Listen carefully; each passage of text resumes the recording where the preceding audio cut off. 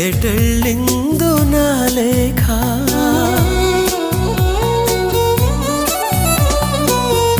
వినేవారు లేక విసుక్కుంది నాకేక నీదో కాదో రాసున్న చిరునామా ఉందో లేదో ఆ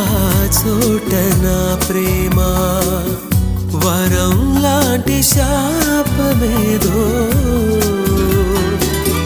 సొంతమైంది